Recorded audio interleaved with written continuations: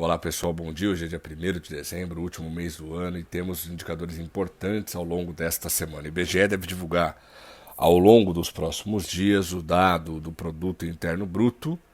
A nossa projeção, a projeção da análise econômica, é de que a economia brasileira tenha crescido apenas 0,1% no terceiro trimestre do ano em relação ao segundo trimestre. Eu digo apenas porque no primeiro trimestre crescemos 1,3%, no segundo trimestre 0,4% e, portanto, se este dado, essa projeção se confirmar, será um crescimento bastante inferior ao que foi verificado na primeira metade de 2025 e apenas endossa a leitura do mercado como um todo de que a economia brasileira segue perdendo ritmo, assim como os dados mensais já haviam mostrado.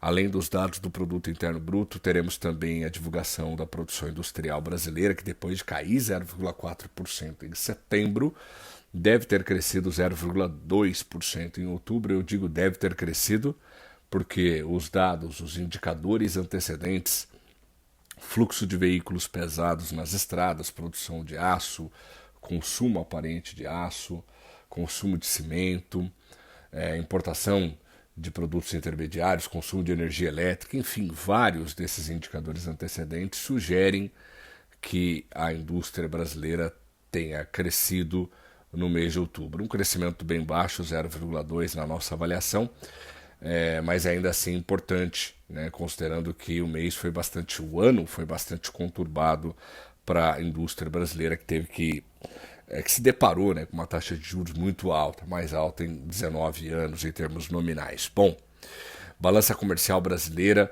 também será divulgada ao longo da semana. Esperamos um superávit de 7 bilhões. Esses resultados mais positivos da balança comercial que esperamos para novembro e que se materializou em outubro, mais positivos do que o que foi registrado em setembro, são importantes para aliviar um pouco aquele descasamento que havia nas contas do balanço de pagamentos. Nada muito preocupante, mas é importante equilibrar o déficit em transações correntes e o volume de ingresso de capital produtivo aqui no Brasil. Portanto, se essa balança comercial de fato for apresentar resultado positivo ali perto de 7 bilhões, será importante para suavizar o déficit em transações correntes e melhorar essa dinâmica das contas externas aqui no Brasil. Para finalizar, os dados domésticos, esperamos também pelo IGPDI, Índice Geral de Preço, Disponibilidade Interna, que deve variar perto de 0,3% no mês de novembro, assim como o IGPM, que também variou 0,27% no mês.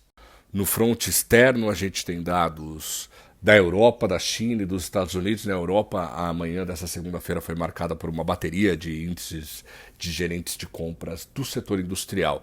Vários desses PMIs industriais divulgados pela S&P Global mostram mais contração da atividade do setor na zona do euro, sobretudo na Alemanha.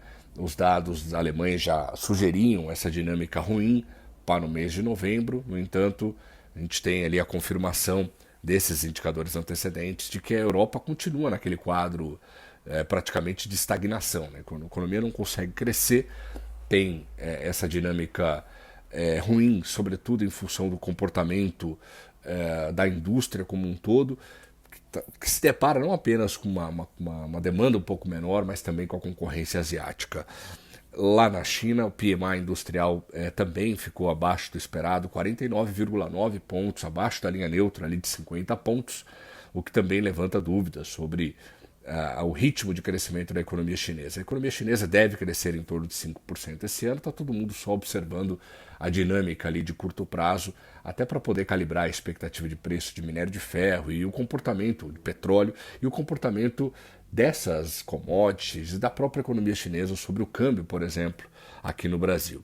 Nos Estados Unidos, nós teremos indicadores do mercado de trabalho e, embora existam sinais cada vez mais claros de que a economia esteja crescendo, a economia americana esteja crescendo num ritmo acima do desejado pelo Fed, é praticamente certo que a autoridade monetária norte-americana cortará os juros novamente nesse mês, em função das falas que foram feitas por alguns dirigentes ao longo da semana passada. No mais, qualquer grande novidade eu volto para falar com vocês aqui ao longo da semana.